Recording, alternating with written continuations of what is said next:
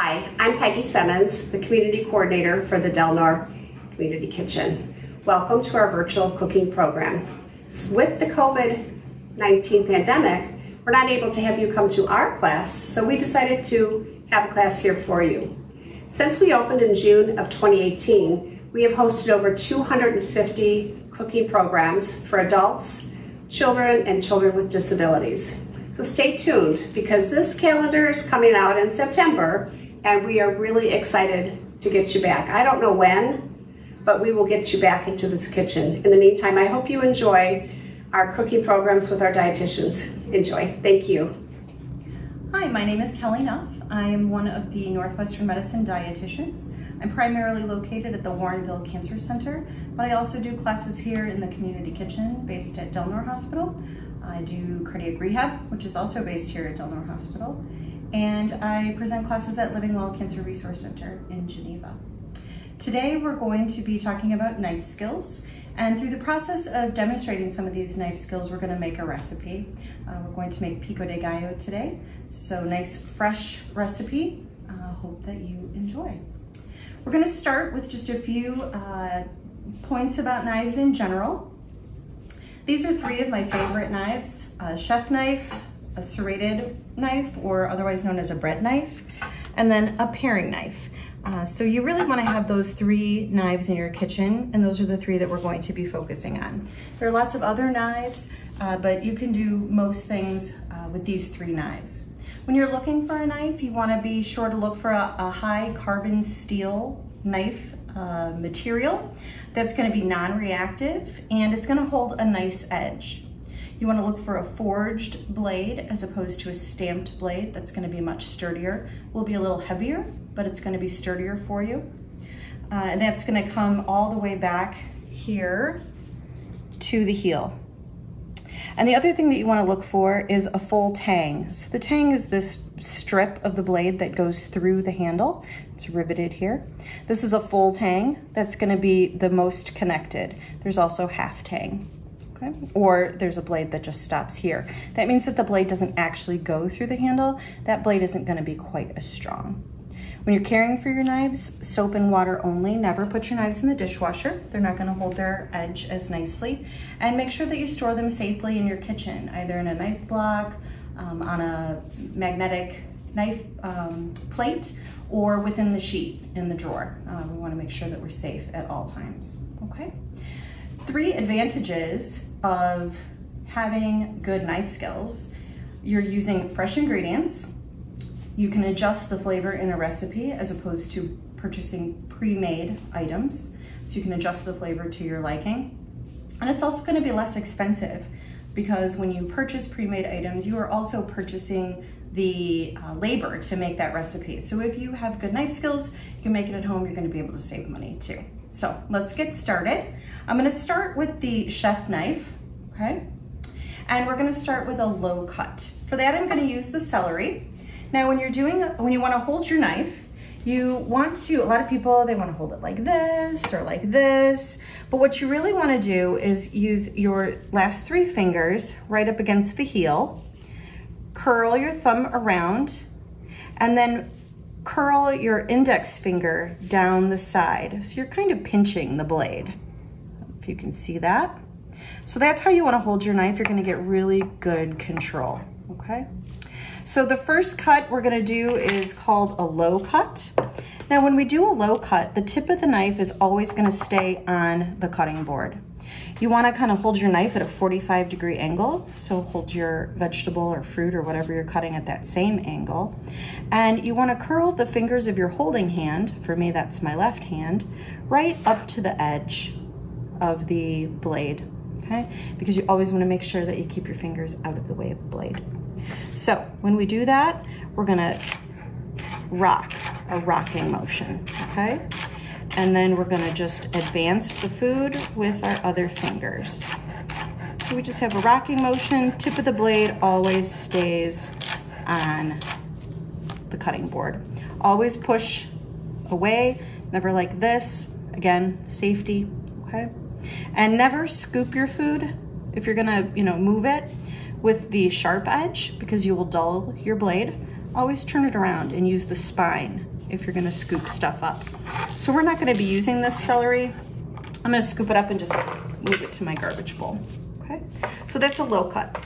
The next cut we're gonna do is a high cut. For that, I'm gonna use this carrot, okay? I'm actually gonna cut it in half so I can show you a couple different things. For the high cut, the tip of the blade is not necessarily going to stay on the cutting board for you. So if you're trying to cut something that's much taller, you're not gonna be able to do that. This carrot's kind of skinny. I probably could do a low cut, but basically you're gonna do the same thing, but you're gonna be lifting your knife. So this is called a high cut. Okay. Again, always push down and use the spine to scoop it away. Now a couple of cuts I want to show you using this other half of the carrot. So here we have a cylinder, and you can make that into coins, which is often done. But another thing we can do is move that into planks. So you want to try to skim off one side. It's always best to try to work on a flat surface so that something's stable, okay? And I'm gonna cut this into planks, okay? So what I'm gonna first do is cut all these sides off so that I have a more square piece to work with. And we're gonna cut this into planks, which means, or plateaus. Okay? So that's gonna be your plank cut, right? Looks just like a plank. If we cut that in half, we have a bâtonnet. So it's a, a good sizable stick. If we take that and we cut it into thinner strips,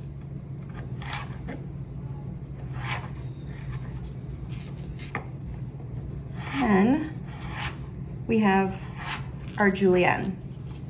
Okay, so a much more fine cut. If we take our bâtonnet and we cut that, we have a dice. And if we take our julienne and we cut that, this is called a brunoise. Okay? So depending on what you're doing, you might want to use one cut versus another. Okay, I'm going to get rid of all that.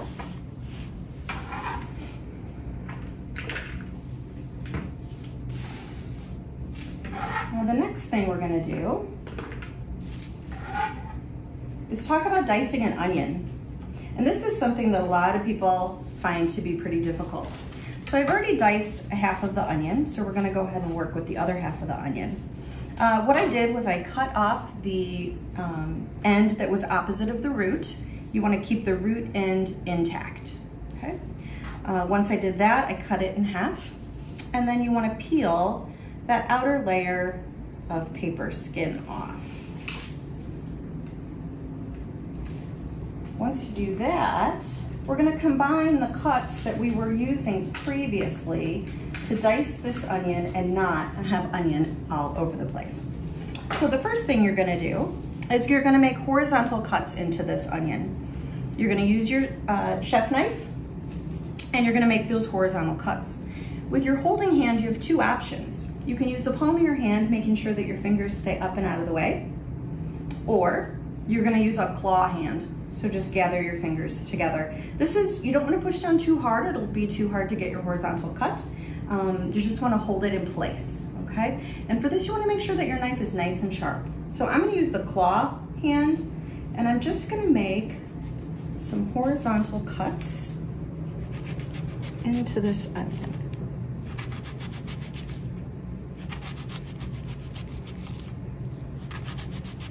Okay, all right, that's the first step. Next step is to use some pull cuts. So for a pull cut, I'm gonna make a series of cuts that go this direction, but not all the way across, okay? So I'm gonna keep my fingers behind the blade of my knife. I'm gonna insert the tip, go down and pull, hence pull cut.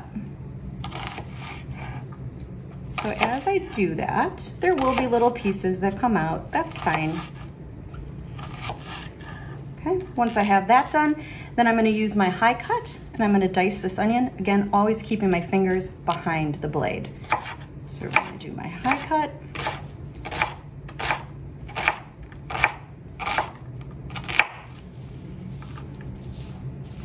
And as you can see, I've got a nice dice to my onion. And I didn't have to make a mess all over my cutting board. I'm gonna go ahead and add this onion to our pico de gallo that we're making. Get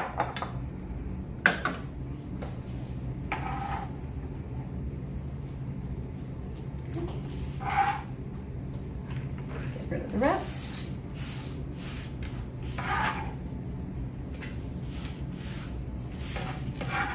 All right, now we have our onion done, and I'm gonna move on to the paring knife, okay? So we're gonna put our chef's knife aside for the moment and move on to the paring knife. Tomatoes, an essential ingredient in pico de gallo. And tomato is another thing that can be kind of tricky to dice. So, especially if you don't like all the gel inside, which I do not. So, we're gonna slice off the top, slice off the bottom, and then we're gonna hold the, kind of cradle the tomato in our hand. Using the paring knife, we're gonna make a little kind of incision down the wall of the tomato. We're gonna slip the knife into that slit, and then we're just gonna move the knife around the inside of the tomato. And that takes that entire core out of the tomato. And there's not a big soupy mess on my cutting board. There's just a little bit left in there. I'm gonna push that out. And then we have a nice strip of tomato that we can dice up. So at this point, I'm gonna switch back to my chef's knife. Sometimes you have really big ribs on the inside of a fruit like this. Way you get rid of that is you just press it down. Press the knife right into there and just skim. And then I'm always gonna move my finger behind my knife. And then we're gonna use our low cut to get some strips. I'm gonna turn those, push them together. Again, low cut.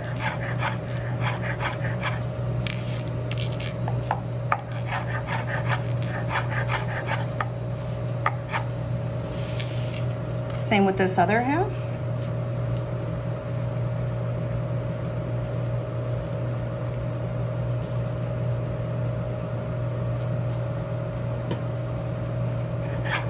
Strips with a low cut. Turn that.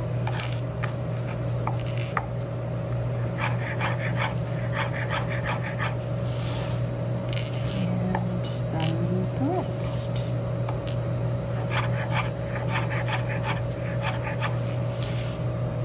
Okay, I'm gonna add that to our pico that we're making.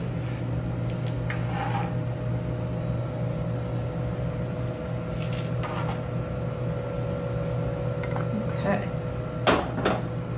all right. The other thing that we can do with our paring knife is this lime. We're gonna zest the lime. If you don't have a zesting grater, you can just do it with your paring knife. So I've already cut this lime in half, squeezed half the juice into our pico, but you're just gonna put your paring knife and you're gonna use your same hold, and you're just gonna skim down the side. Okay? You're gonna get as little of the white pith as possible. If you do get a piece with more pith than you're really interested in having, you can use that same technique and just kind of cut it away, okay? Once we have our little piece there, we can make a series of cuts.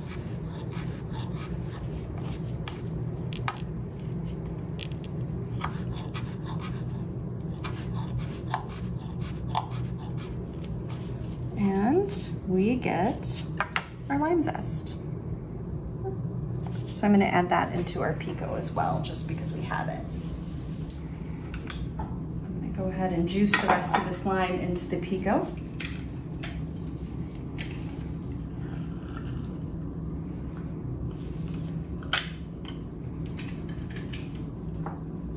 Okay. So also with our paring knife, we can approach a jalapeno the same way as we did the tomato. We're gonna cut off the top, cut off the bottom. We're going to take our knife blade, put it into one of these little slots. Now with a jalapeno, make sure you wear gloves or wash your hands really well when you're done. The heat is in the seeds and in the ribbing in the inside. So you can make this as spicy or not spicy as you like, depending on how much of that you leave in. So I'm gonna insert my knife blade. Again, I'm gonna cradle. And I'm just gonna score out that core. Okay. And get out as many of those seeds as I can. Okay. Now, I'm gonna switch back to this knife just for a second. You can see there's still a few guys left in there. We can use that same technique that we did with the tomato to get some of this ribbing out, okay? Just lay it down and score out any of that ribbing or seeds that were left behind if you don't want extra heat. Okay. I'm gonna switch back.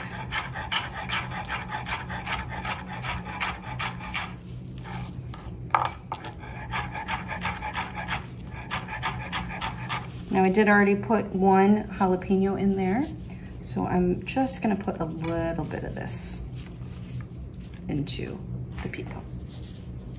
Okay. All right. And then garlic is our last ingredient for the pico. You approach that pretty much the same way that you approached the onion. You're going to use your paring knife, make those horizontal cuts, the pull cuts, and then chop it. But obviously it's gonna be a little bit finer. So I'm just gonna do that. Now I went ahead and peeled this one.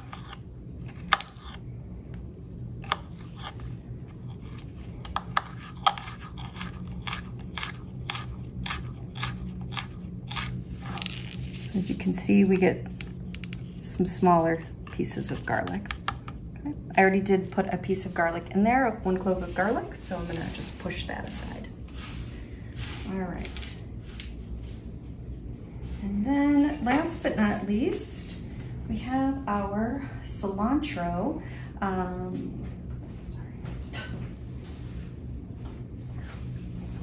We have our cilantro.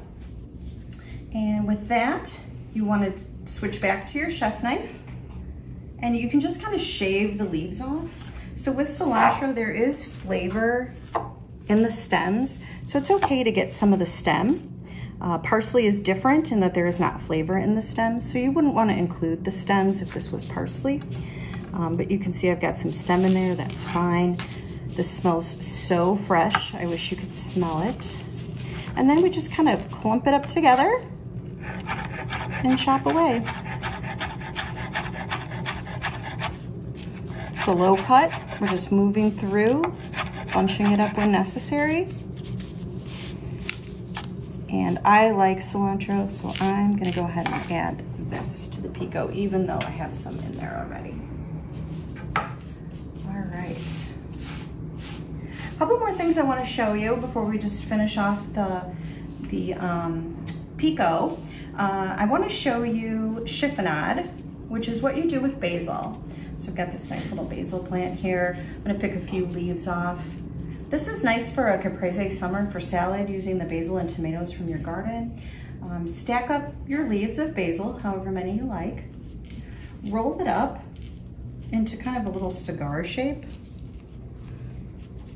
And then take your chef knife and you're gonna do a low cut.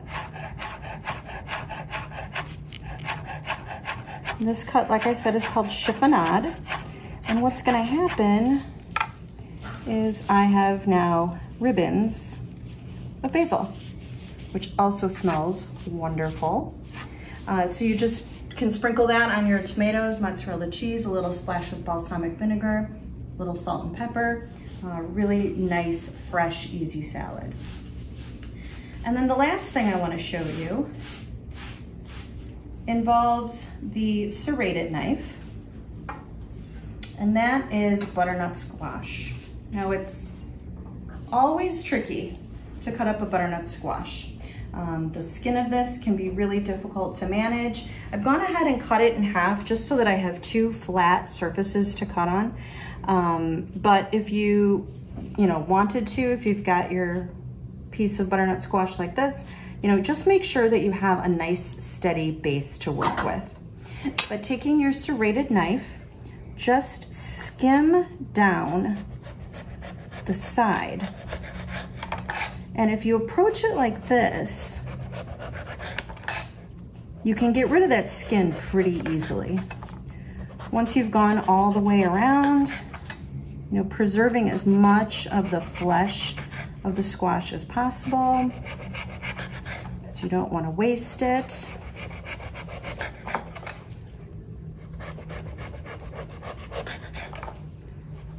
One more here. You can cut it in half.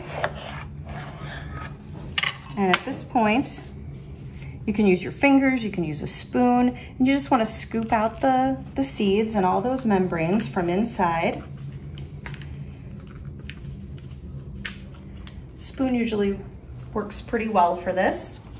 You can switch back to your chef knife, and from there,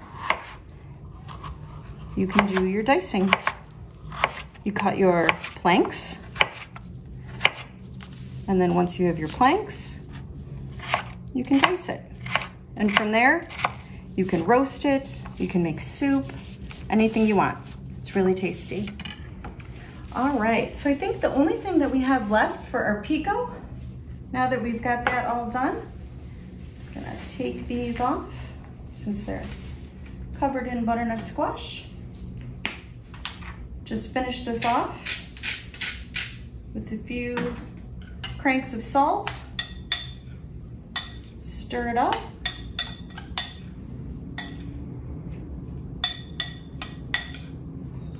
And we have a nice, fresh salad. You can use it, with chips. You can add chicken to it as a salad for a nice light lunch. And it's just really fresh. You can adjust the flavor, make it as hot as you want. You want more lime, you want to, add more onion. You don't like onion, you can adjust it to your taste. So I hope that you learned something today, and I appreciate you watching our videos.